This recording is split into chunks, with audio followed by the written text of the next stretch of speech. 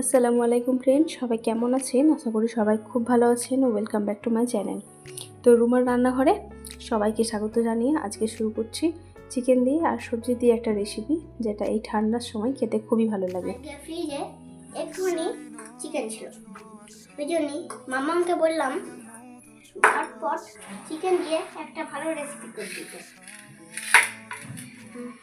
ফ্রিজে একটুখানি সবজিও ছিল, ওটা খেতে হেলদিও হয়, টেস্টিও হয়। তারপরে সবজিগুলো কেটে নিয়েছি। নিয়েছে মামা সবজিগুলো, সব সবজিগুলোই কেটে দিয়েছে। এবার আমাদের চলো রান্না করবো। এবার রান্না হবে চিকেনটাকে এবার একটু ম্যারিনেট করে দিতে হবে।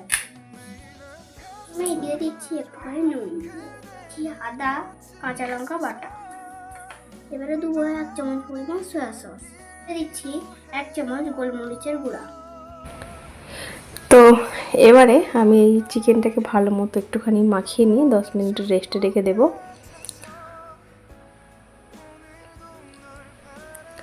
তো চিকেনটা ভালো মতো মশলাটা মাখিয়ে নিয়েছি। এবার 10 মিনিট রেস্টে রেখে দিয়ে একটা কড়াইতে আমি কিছুটা পরিমাণ পানি দিয়েছি, গ্যাসের উনুনটা জ্বেলে নিয়েছি, বরবটি, গাজর আর নিয়েছি পেঁপে। এগুলো প্রায় একটু সমানভাবেই কেটে নিয়েছি, একটু লম্বা করে। এবার এটা যখন ফুটে উঠবে, অল্প একটু নুন দেবেন, একটুখানি ফুটে উঠবে মিনিট 4 মতো, তারপর এটাকে আমি নামিয়ে নেব। তো একটুক্ষণ বেশিক্ষণ ফুটিয়ে নিতে হবে, তবে অবশ্যই ঢেকে দেবেন না, তাহলে কিন্তু কালারগুলো চেঞ্জ হয়ে যাবে। তো এখন মোটামুটি আমার এগুলো অর্ধেক সেদ্ধ হয়ে গেছে। আমি এগুলোকে তুলে নিচ্ছি। ওই সেম প্যানেতেই আমি কিছুটা পরিমাণ সাদা তেল দিয়ে নিচ্ছি। এই তেলের মধ্যে আমি চিকেনগুলো এখন একটু ভেজে নেব।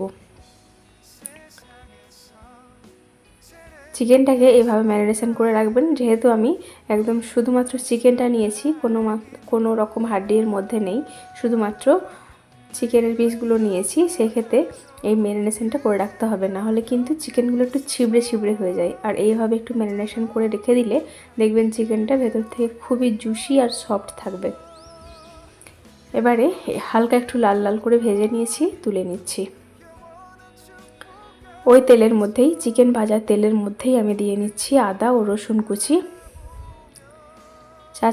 1 চামচ পরিমাণ আদা কুচি হবে আর 1 চামচ পরিমাণ রসুন কুচি সমান দিয়ে দিতে হবে।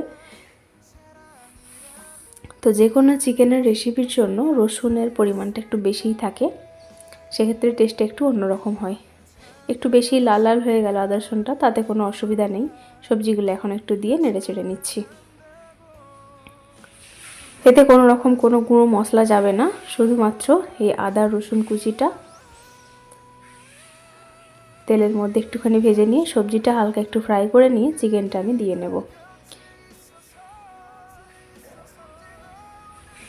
চাইলে আপনারা গোলমরিচের গুঁড়োটা দিতে পারেন।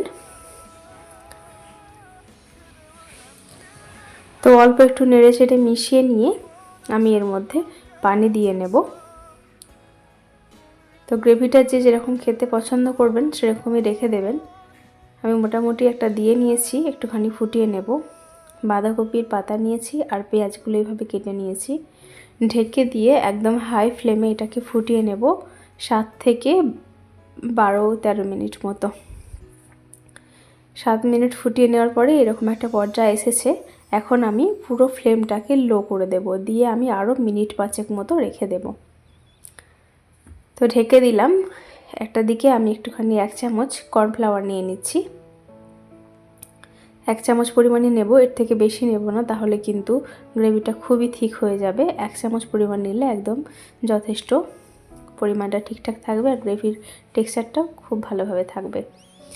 এখন মিনিট 5 মতো ফুটিয়ে নেওয়ার পরে এই পর্যায়ে এখন আমি কর্নফ্লাওয়ার যেটা গুলিয়ে রেখেছি সেটা দিয়ে নিলাম। এবার এই গ্রেভিটা দেখবেন একটুখানি থিকনেস এসে যাবে, এটা ভালো মতো মিশিয়ে নিলেই। এই রেসিপি কিন্তু বেশিক্ষণ সময় লাগে না, যেইটুকু সময় সবজিগুলো কাটতে সময় লাগে সেইটুকু সময়। তো দেখুন গ্রেভির টেক্সচারটা একটুখানি থিকনেস এসে গেছে।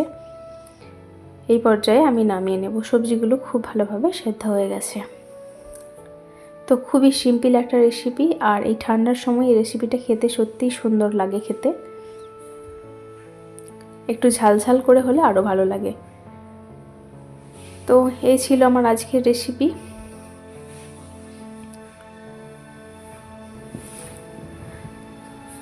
চিকেন আর এই সবজি দিয়ে রেসিপিটা বানিয়ে দেখবেন। এই রেসিপিটা কিন্তু খুবই হেলদি হয়, টেস্টি হয় খেতে, গরম গরম স্যুপের মতো খেতে ভালো লাগে। তো আপনাদের কাছে যদি ভালো লেগে থাকে অবশ্যই একটা লাইক, কমেন্ট, শেয়ার করে দেবেন। চ্যানেলটাকে সাবস্ক্রাইব করে নিয়ে পাশে থাকবেন। আপনারা ভালো থাকবেন, সুস্থ থাকবেন, সাবধানে থাকবেন।